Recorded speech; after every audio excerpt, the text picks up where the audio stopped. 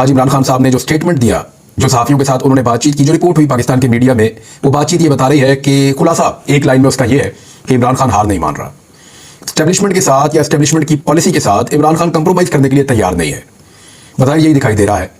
यानी इमरान खान बड़ी क्लैरिटी के साथ कुछ चीजें कही हैं। मैं आपको एज इट इज पढ़ के सुना देता हूं कि एक्चुअली इमरान खान ने आज सहाफियों से क्या बात की, और ये बातचीत पाकिस्तान को, पाकिस्तान तरीके इंसाफ को और पाकिस्तान की आने वाली सियासत को खासतौर पर ईद के बाद किस तरफ लेकर जाएगी, वो भी मैं आपको बता देता हूं। पाकिस्तान के ऊपर कुछ प्रेशर्स और भी आ रहे हैं, स्पेशली पाकिस्तान के दिफाई इदारों के ऊपर। जिस तरह के स्टेटमेंट इंडिया की तरफ से आ रहे हैं, जो कार्रवाई उन्होंने पाकिस्तान के अंदर की है, जो पाकिस्तान के दुश्मन पाकिस्तान के अंदर दहशतगर्दी के हमले कर रहे हैं, और ये हमले लगातार बढ़ते चले जा रहे हैं, और कुछ हमलों की जिम्मेदारी जहां से पहले कबूल की जाती थी वहां से नहीं की जा रही। बहुत अजीब अजीब चीजें हो रही हैं पाकिस्तान में। इस सारी सूरत हाल के अंदर पाकिस्तान किस तरफ जाएगा, उसको समझने के लिए पहले इमरान खान साहब का जो एक स्टेटमेंट है, क्योंकि देखिए, आप खबरों में से आज किसी भी एक एलिमेंट को निकाल देना पाकिस्तान में से, तो फिर भी खबरनामा बन जाता है। 1 घंटे का खबरनामा होता है नॉर्मली, 10-15 मिनट के स्टार निकाल दें, खबरनामा बन जाता है। कोई भी खबर आप उसके अंदर से निकाल दें, जितनी मर्जी आम खबर हो। लेकिन अगर तहरीक इंसाफ और इमरान खान को आप निकाल दें तो खबरनामा नहीं बनता पाकिस्तान के अंदर। क्लियरली मैं आपको बता रहा हूं, तो मैं डेस्क के ऊपर बैठा रहा हूं, मैंने वो सारा काम देखा, खुद किया। इमरान खान को या तहरीक इंसाफ को माइनस करें आप, तो आज पाकिस्तान का खबरनामा नहीं बन सकता, और किसी भी खबर के बगैर बन सकता। किसी इदारे को माइनस करते बन जाएगा, वज़ीर आज़म को माइनस करते बन जाएगा, वज़ीर आला को माइनस करते बन जाएगा, किसी भी पॉलिटिकल पार्टी को माइनस करते खबरनामा आपका बन जाएगा। लोग देख भी लेंगे। आप खबरनामे से इमरान खान को या तहरीक इंसाफ को निकालें, खबरनामा जीरो हो जाएगा, वो बन ही नहीं सकता पाकिस्तान में। तो आज की खबर इमरान खान साहब ने जो कहा, पहले वो आप सुन लीजिए। डॉन अखबार इसको कैसे लिख रहा है।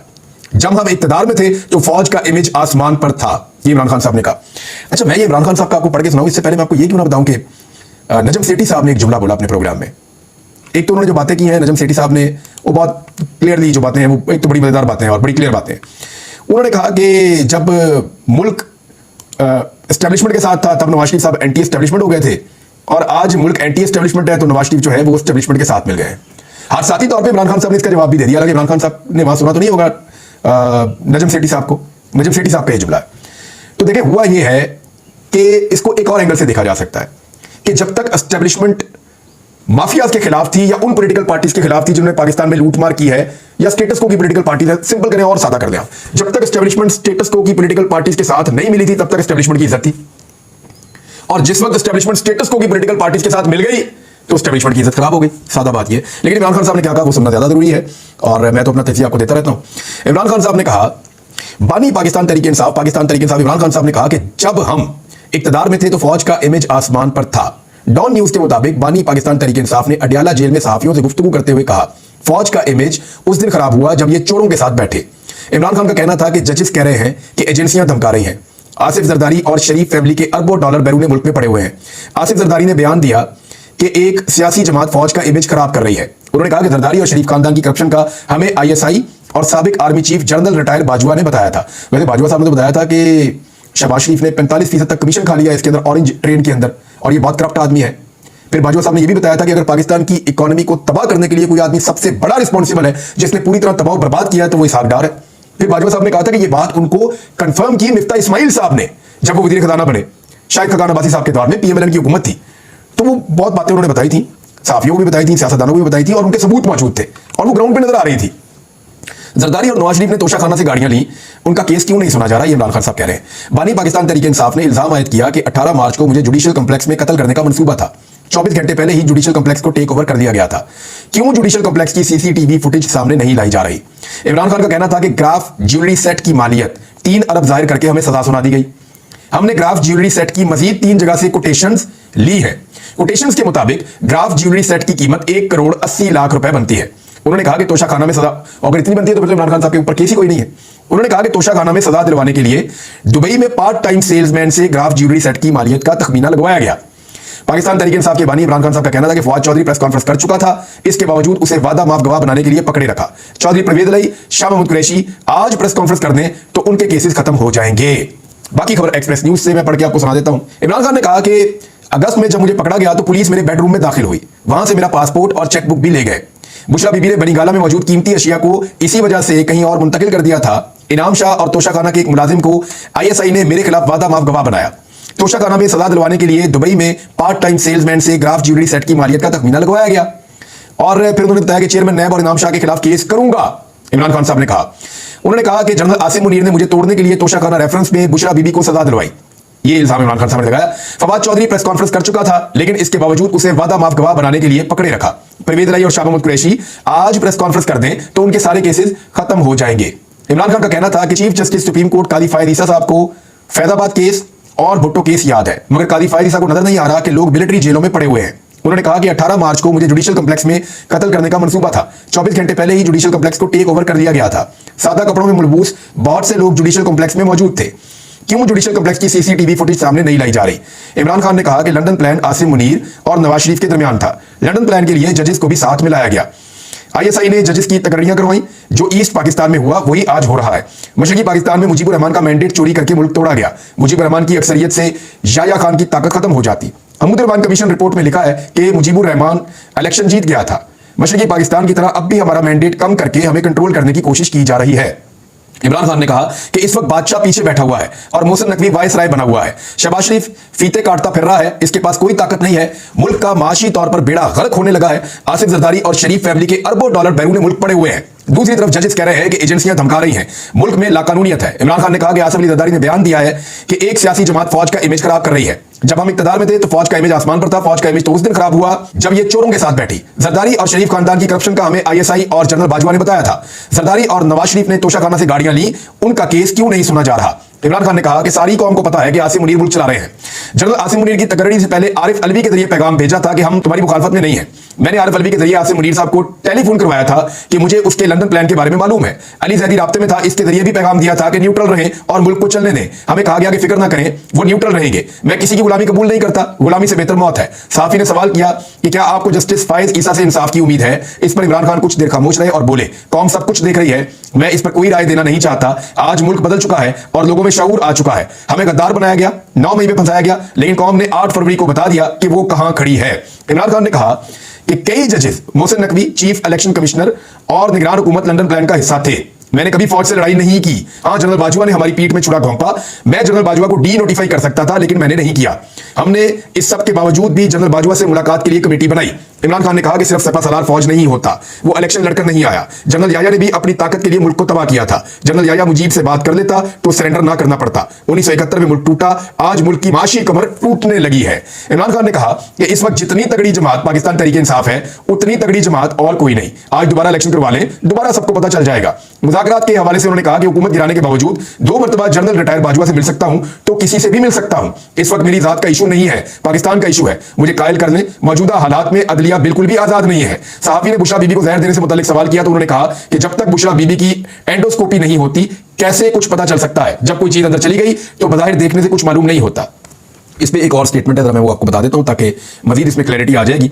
बुशरा बीबी की तर्जुमान ही है खातून, उन्होंने स्टेटमेंट दिया है और मिशाल यूसुफ सही वो ये कह रही है कि आज इमरान खान साहब और बुशरा इमरान खान साहिबा से अडियाला जेल समात के दौरान मुलाकात हुई। बुशरा बीबी ने मुझे बताया कि पिम्स के 4 डॉक्टर्स ने आकर उनका मुंह, कान और नाक का मुआयना किया। उनके ना ब्लड टेस्ट हुए और ना ही कोई मेडिकल एग्जामिनेशन। हमने आज अदालत को दरखास्त दी है कि डॉक्टर आसिम के ज़ेरे निगरानी बुशरा बीबी के मेडिकल टेस्ट होने चाहिए, जिसके सैंपल शौकत खान लेबोरेटरी से भी क्रॉस चेक करवाए जाएं। अदालत ने मंजूरी दी। अब अदालत के अहकामात के मुताबिक बुशरा बीबी के टेस्ट होने चाहिए क्योंकि उनकी जान को खतरा है। ये स्टेटमेंट यहां पे आ गया। वापस चलते हैं इमरान खान साहब का स्टेटमेंट जो उन्होंने कहा। साफी ने एक सवाल किया कि आपने और बुशरा बीबी ने इल्जाम आर्मी चीफ पर लगाया, अगर कल टेस्ट क्लियर आया तो क्या कहेंगे? इस पर इमरान खान ने कहा कि जनरल आसिम मुनीर ने ही मेरी बीवी को टारगेट किया। मुझे और मेरी बीवी को कुछ हुआ तो जनरल आसिम मुनीर जिम्मेदार होंगे। जनरल आसिम मुनीर को पैगाम देना चाहता हूं कि एक प्लान इंसान बनाता है और एक अल्लाह, कामयाब अल्लाह का प्लान होता है। इमरान खान ने कहा कि जो कौम अपनी आजादी के लिए मरने के लिए तैयार ना हो उसको गुलामी के लिए तैयार हो जाना चाहिए। मैं पूरी कुर्बानी दूंगा, मैं आज सियासत से पीछे हो जाऊं तो सब ठीक हो जाएगा। उन्होंने कहा कि जब कौम पर महंगाई बढ़ाई जाएगी तो नून लीग का जनाजा निकलेगा। इक्तदार में मौजूद अशराफिया को कोई फर्क नहीं पड़ता, इनका सारा पैसा बैरून मुल्क है। इस वक्त उम्मीद सिर्फ जजेस से है। 6 जजेस जो खड़े हुए उन्हें सलाम पेश करता हूं। तमाम जजेस को मालूम है कि क्या हो रहा है। जजेस मुल्क के मुस्तकबिल को बचाएं क्योंकि सरमायाकारी सिर्फ कानून की बालादस्ती से आ सकती है। जिस मुल्क में जजेस को धमकियां मिल रही हों वहां कौन सरमायाकारी करेगा? इस वक्त कौम जजेस की तरफ देख रही है और जजेस को कानून की बालादस्ती कायम करनी है, तब ही मुल्क में सरमायाकारी आएगी। सवाल किया गया कि बुशरा बीबी ने कहा कि पार्टी के अंदर कुछ लोग उन पर अमरीकी एजेंट होने का इल्जाम लगा रहे हैं। इस पर इमरान खान ने कहा कि हमारे कुछ लोग एस्टेब्लिशमेंट से राब्ते में हैं जो पार्टी को तोड़ना चाहते हैं, वही बुशरा बीबी पर भी इल्जाम लगा रहे हैं। साफी ने सवाल किया कि क्या यही वजह है कि पार्टी के अंदर बनाई जाने वाली कमेटियों की तश्कीलें न हो रही है? इमरान खान ने कहा कि कमेटियों की तश्कील रोजमर्रा के सियासी मामलात के लिए बनाई गई है, हतमी फैसले कोर कमेटी ही करेगी। ये इमरान खान साहब का स्टेटमेंट है। और भी बातें की हैं, अब कुछ बातें सेंसर में ख्याल में कर दी गई है मीडिया में। लेकिन एक चीज मैं आपको बताऊं कि ये सारा मैंने डॉन न्यूज और एक्सप्रेस न्यूज से पढ़ के सुनाया, जिन्हें पढ़ना जाके उन्होंने पढ़ दो। मैंने सिर्फ पढ़ के सुनाया कि एक्चुअली इमरान खान ने कहा क्या और ये वहां से सहाफियों ने रिपोर्ट किया है। तो जिसने पकड़ना है जाके उन सहाफियों को पकड़े, डॉन न्यूज को पकड़े और एक्सप्रेस को पकड़े। मैंने तो सिर्फ पढ़ के सुनाया, इसको रिपोर्ट किया। अब आ रहा है मेरा तजिया। मेरे मुताबिक इमरान खान साहब का ये जो गियर है जिसमें अब वो गाड़ी चला रहे हैं, ये गाड़ी में रिवर्स गियर नहीं है। जो गाड़ी में अब वो बैठ गए हैं इसमें ऐसा लगता है रिवर्स गियर नहीं है। और इमरान खान साहब किसी किस्म के कंप्रोमाइज के मूड में नहीं है। हाँ, वो मुज़ाकरात करना चाहते हैं, ऐसा दिखाई देता है। यानी जब अली अमीन गंडापुर और उनके कैबिनेट के लोग जब वहां गए कोर कमांडर हाउस में, उन्होंने वहां पे एक मीटिंग की। उसके बाद मैंने वैसे अली अमीन गंडापुर से पूछा था, उन्होंने कहा था कि हमें वहां ब्रीफिंग दी गई थी और हमने बहुत सारे सवाल उठाए हैं और लॉ एंड ऑर्डर के बड़े सीरियस मसाइल हैं सूबे के अंदर, और उनको निपटने के लिए हमें लॉ एनफोर्समेंट के साथ बाकायदा एक वो रखनी पड़ेगी कोलैबोरेशन। ये अली अमीन गंडापुर का मौक़िफ़ था। उन्होंने गिरफ्तारी भी उन्होंने करवाई और हम क्यों ना राब्ता करें, एक इदारा है और कभी वो हमारे पास आएंगे, कभी हम उनके पास जाएंगे। इमरान खान साहब ने भी इसके ऊपर कोई तशवीश का इजहार नहीं किया। उन्होंने कहा ठीक है, मैं तो कभी भी इसके खिलाफ नहीं हूं और वो तो कहते हैं कि फौज मेरी है। मामला सिर्फ इमरान खान साहब का यह है कि वो एस्टैब्लिशमेंट की पॉलिसी से एग्री नहीं कर रहे, जिसकी वजह से उनको भुगतना भी पड़ रहा है। अब दिखाई देता है कि जिस गाड़ी के अंदर इमरान खान साहब सवार है ना, उसका रिवर्स गियर नहीं है और वो आगे ही आगे बढ़ते चले जा रहे हैं। यानी लुब्बे लुबाब यह है कि इमरान खान साहब मान नहीं रहे और वो सरेंडर करने के लिए तैयार नहीं है। तो ऐसी सूरत हाल में कोई बीच का रास्ता कैसे निकलेगा, वो भी इमरान खान साहब ने बता दिया। उन्होंने कहा कि जनरल बाजवा जिसने मेरी हुकूमत गिराई उसके साथ बैठ सकते हैं, तो अभी हम क्यों नहीं बैठ सकते किसी के साथ? हम बात करने के लिए तैयार हैं, डेमोक्रेट्स हैं, बात तो हम करेंगे। और मैं ये बात कई मरतबा पहले भी कह चुका हूं कि इमरान खान एक डेमोक्रेट है। ये जो लोग ये उम्मीद कर रहे हैं ना कि इमरान खान बलडोज कर देंगे सारा का सारा निजाम, तहोबाला कर देंगे, इसको यहां से ये कर देंगे, उसको वो कर देंगे, वो कभी भी ऐसा नहीं करेगा। वो डेमोक्रेट है, जो करेगा जमहूरी तरीके से करेगा। वो जो तब्दीली लाएगा पार्लियामेंट के तरीके से लाएगा। वो अवामी प्रेशर को बढ़ाएगा जरूर, ताकि ऐसे एलिमेंट जो टेबल के ऊपर नहीं आ रहे हैं वो टेबल के ऊपर आकर इंसाफ की बात करें। इमरान खान अवामी प्रेशर को बढ़ाएगा, ये मुझे पहले दिन से आइडिया है। और 8 फरवरी से बड़ा अवामी प्रेशर कोई और हो नहीं सकता जितना बड़ा इमरान खान ने अवामी प्रेशर डाल दिया है। अभी आगे जलसे होंगे, जुलूस होंगे, ईद के बाद बहुत लंबी चौड़ी तैयारी है, उनके बारे में मैं आपको चीजें बताऊंगा। लेकिन ये अगर कोई सोच रहा है कि इमरान खान किसी जंग में और अंदाज में उतर जाएगा तो वो नहीं होगा, वो नहीं होगा। किसी को अगर उम्मीद है कि वो 9 मई के ऊपर मजीद सियासत कर देगा तो वो नहीं होगा। इमरान खान साहब डेमोक्रेट हैं, वो बातचीत भी करेंगे, टेबल के ऊपर भी बैठेंगे, ग्राउंड के ऊपर एक प्रेशर भी रखेंगे और पार्लियामेंट के अंदर से भी दबाव डालेंगे।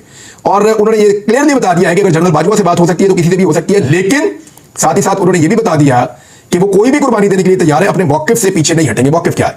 फ्री एंड फेयर इलेक्शन करवाया जाए, या जो इलेक्शन फ्री एंड फेयर हुआ उसका एग्जैक्ट वही फ्री एंड फेयर रिजल्ट जो है वो अनाउंस किया जाए और हुकूमत इमरान खान के हवाले की जाए। वैसे इस वक्त जो पाकिस्तान की सूरत हाल है ना, ये हुकूमत अगर 1 साल चल गई तो फिर इमरान खान का रास्ता, इमरान खान बुलडोजर बन जाएगा। इमरान खान इस तरीके से इस सारे सिस्टम को रोन देगा कि आप सोच नहीं सकते। पब्लिक खुद कर देगी। थोड़े अरसे के बाद आप देखेंगे पब्लिक खुद सड़कों पे होगी और पॉलिटिकल पार्टीज को उनके पीछे निकल के खड़ा होना पड़ जाएगा। मरियम नवाज के मुंह से जो बार बार 9 मई निकल रहा है ना, इसका मतलब है कि कोई चीज काबू नहीं आ रही। निजाम में जाकर उसको पता चल गया है कि हालात बहुत खराब है। हालत यहां तक पहुंच गई कि शाहिद अफरीदी को कहा, हालांकि उसका बहुत दिल कर रहा था शाहिद अफरीदी साहब का कि वो सियासत में आ जाएं। उन्होंने इसका तस्करा भी किया। मैं तो कहता हूं बिल्कुल उनको आना चाहिए। उनको 2 वजारतें हुकूमत ने ऑफर की हैं लेकिन वो भाग गए। उन्होंने कहा जी मैं नहीं वजारत ले सकता इस वक्त, और शुक्रिया अदा कर दिया। उन्होंने शहबाज शरीफ ने उनको वजारत ऑफर की है, याद रखिएगा। शहबाज शरीफ ने, यानी इमरान खान ने कभी वसीम अकरम को ऑफर नहीं की वजारत, इमरान खान ने कभी वकार यूनुस को ऑफर नहीं की वजारत, लेकिन शहबाज शरीफ ने शाहिद अफरीदी को क्यों ऑफर की? इसकी वजह यह है कि उन्हें लगता है कि एक शख्सियत को सामने लाया जाएगा, उसका एक क्रिश्मा है, उसका हम फायदा उठाएंगे और पॉपुलैरिटी गेन करेंगे, इमरान खान के मुकाबले में कोई चीज़ लेकर आएंगे। तो 1000 जो है ना, वो 1 लाख भी शाहिद अफरीदी होंगे ना, तो वो एक इमरान खान है और ये बात शाहिद अफरीदी अपने मुंह से मानेगा। अब तक के लिए इतना अपना ख्याल रखिएगा, अपने चैनल का भी अल्लाह।